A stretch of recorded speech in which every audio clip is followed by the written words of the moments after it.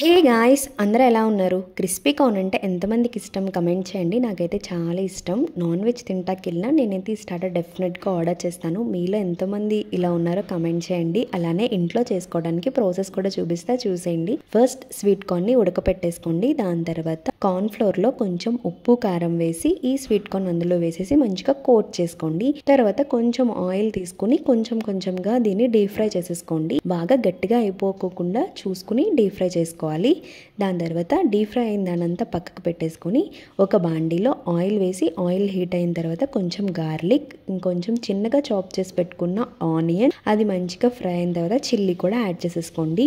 ఇవి మూడు కొంచెం బ్రౌనిష్ కలర్లో వచ్చిన తర్వాత దానిలో కొంచెం మిరియాల పొడి ఇంకా కొంచెం కారం కూడా యాడ్ చేసుకోండి.